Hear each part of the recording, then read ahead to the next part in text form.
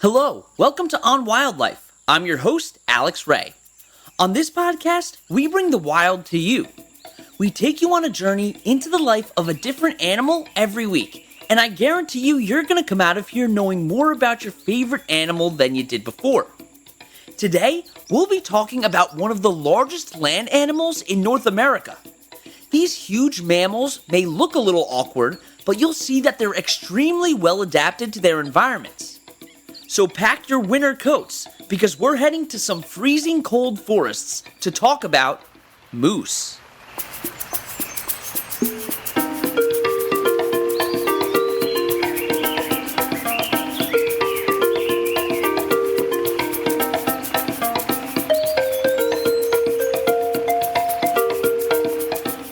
Moose are the largest members of the deer family, Cervidae, and their closest relative in this family is the elk.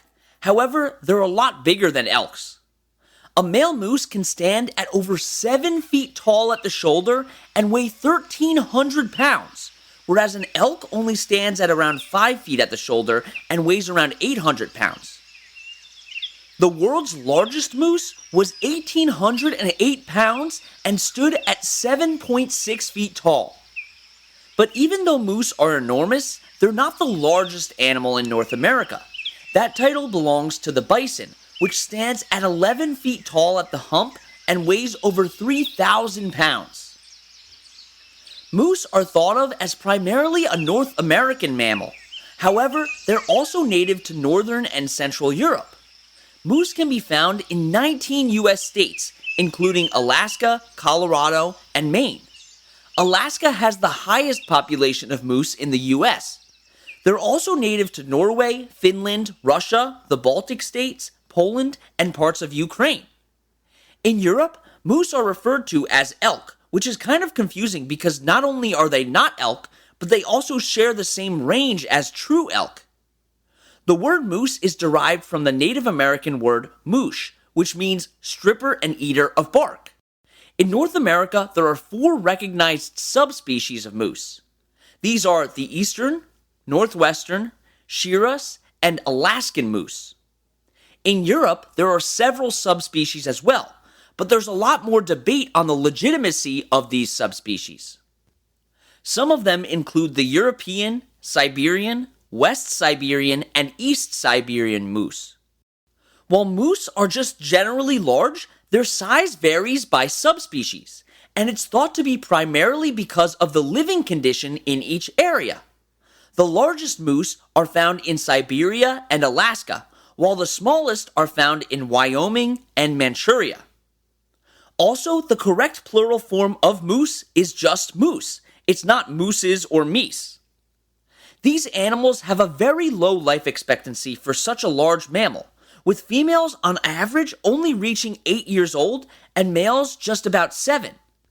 They are capable of living into their teens, but individuals past 20 are incredibly rare. Moose are strict herbivores and mainly feed on deciduous shrubs, but they'll also feed on other woody plants such as certain species of trees. Deciduous just means that the plant will shed its leaves depending on the season. Willow, aspen, birch, maple, pine, cherry, and mountain ash are some examples of shrubs and trees that they'll feed on.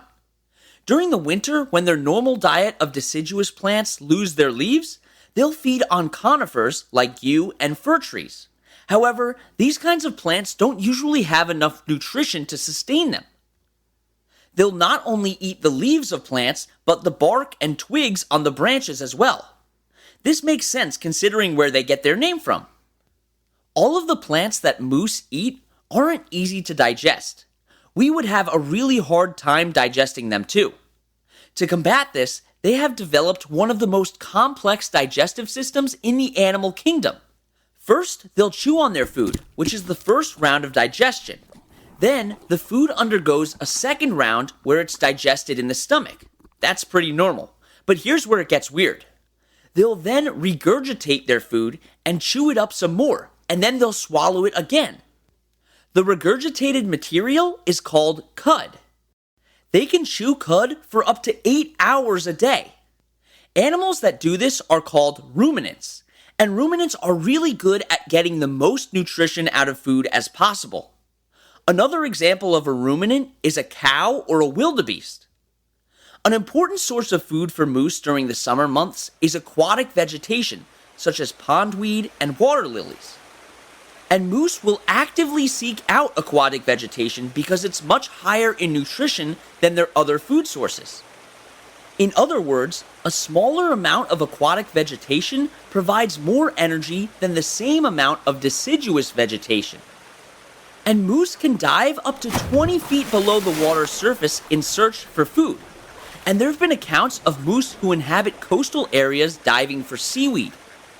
In order to effectively feed on aquatic food sources, moose have specially developed noses. Their muzzle has a complex system of cartilage, muscles, and folds that allow them to close their nostrils to be watertight. And of course, in order to do this, they need to be really good swimmers. They can swim at over 6 miles per hour, which is faster than Michael Phelps. Moose will also visit sites called mineral licks, which are places where concentrated mineral deposits are exposed. They visit these sites in order to get sodium, which is an important mineral for them to function. Sodium is also another reason they seek out aquatic plants, because they're higher in sodium content. Moose have also been observed licking cars and roadsides to gather the artificial road salt. Okay, we're going to take our first break, and when we get back, we'll hear more about the lives and behaviors of moose.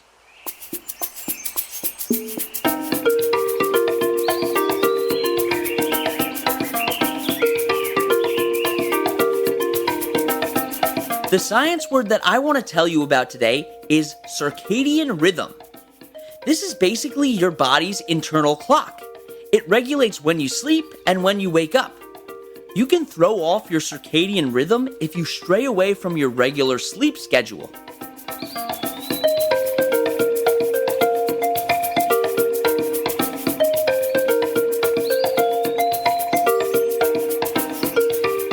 Okay, we're back. Like other species in the same family as moose, their mating season is called a rut. Moose enter rut in early fall around September. When in rut, both males and females will attract each other to mate through scent and auditory cues. Bulls, which are males, will paw holes into the ground with their hooves and urinate into them. This, in combination with rolling in these holes, can attract females. And bulls will go great distances in order to find females that are suitable mates. Cows, which are females, will use mating calls to attract rutting bulls. Bulls in rut find themselves to be in a very stressful time. During this time, a bull's hormones skyrocket, making them incredibly aggressive. Bulls will often fight over females or for a territory, and many bulls can sustain injuries from these fights. In Alaska alone, around 10 people will be hurt by moose every year, and this could be attributed to their aggressiveness during this time. The energy that it takes bulls to grow antlers, search for a mate, and fend off rival bulls puts them at a significant disadvantage for winter as they expend most of their excess energy. Antlers are an important tool for moose, for both protection and attracting a mate. A bull's antlers will begin to grow during the spring, when food becomes more readily available. Growing antlers takes around 25% of their total energy by the summer. When growing at their fastest, antlers can grow 3/4 of an inch per day. When a moose is in the process of growing antlers, the antlers are covered by a membrane of skin called velvet.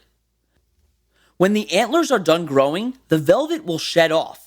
And this is a pretty graphic process and results in the antlers being bloody and skin hanging off of them until it clears up. The velvet has a high amount of blood flow and delivers all the nutrients the antlers need for rapid growth. Antler development is directly correlated with age.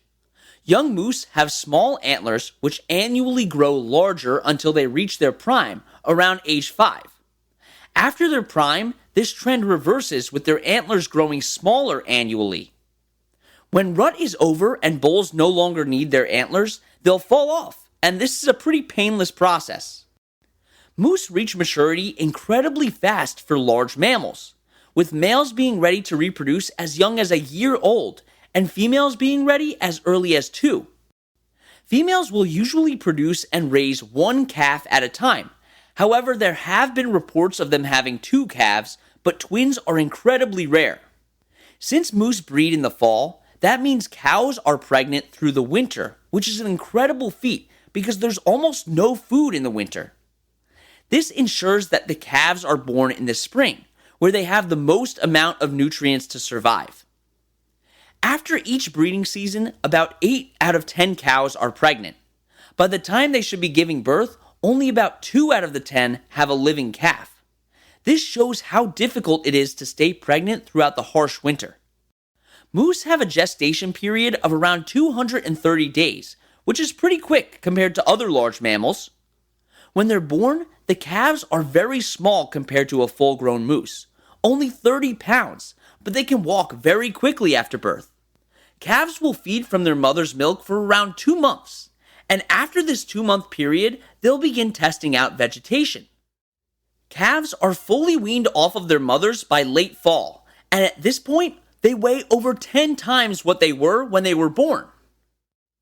We already talked about moose being able to swim, but moose actually spend so much time in the water that they can almost be classified as amphibious. They're considered the hippopotamus of the North Country. When looking at the way a moose is built, it's easy to tell that they are well suited for time in the water. Their long legs are well adapted for both wading in shallow water and swimming in deep water. Moose enter the water for more than just foraging though. They can also use water as an escape from danger. An animal attempting to prey on a young or injured moose is unlikely to follow them into the water. When partially submerged, their respiratory rate will reduce by up to 30%. This, combined with the natural weight reduction of water, can reduce their overall energy consumption by up to 10%, which is a big deal for such a large animal.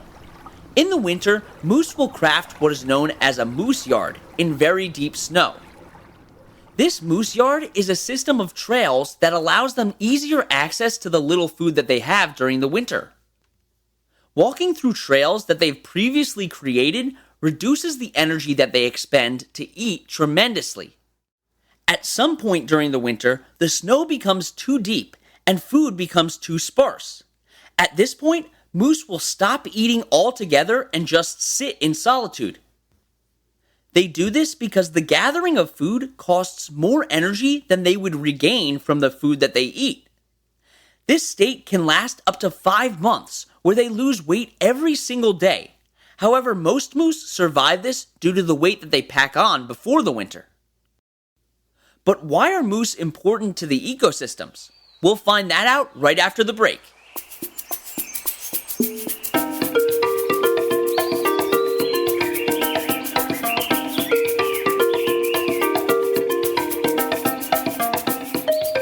Time for today's trivia question. When was the first dinosaur fossil discovered?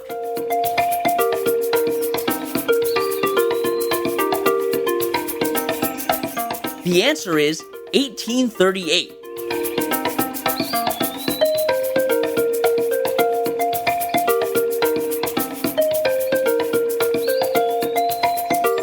Okay, we're back.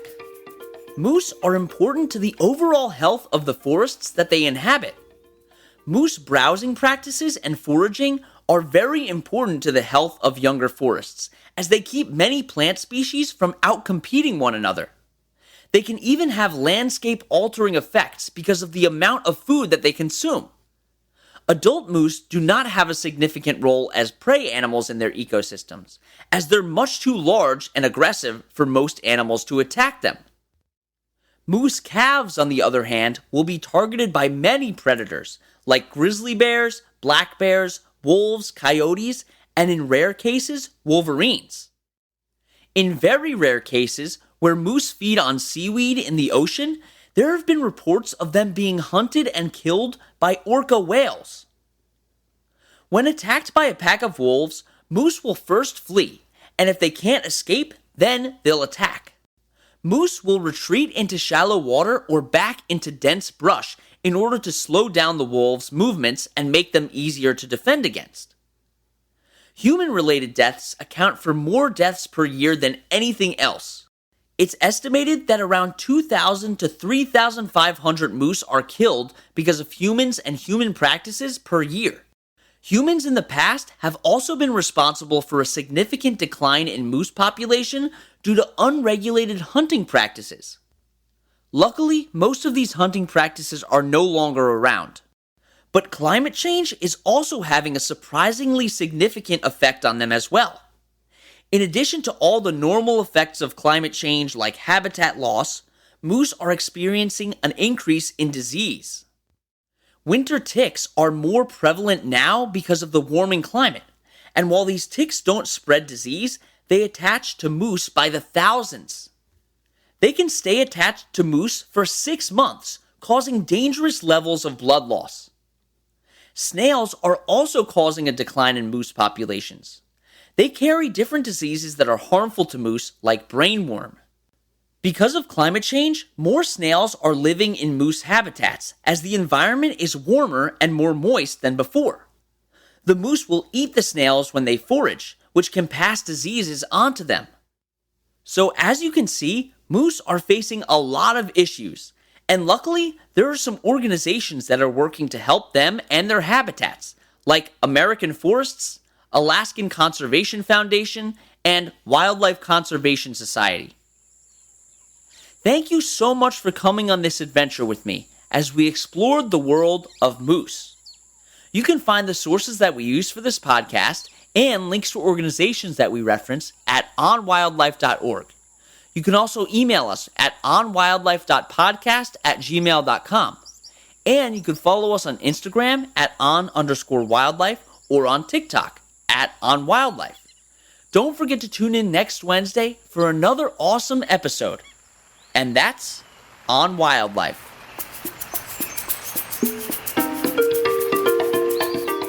You've been listening to On Wildlife with Alex Ray. On Wildlife provides general educational information on various topics as a public service, which should not be construed as professional, financial, real estate, tax, or legal advice. These are our personal opinions only. Please refer to our full disclaimer policy on our website for full details.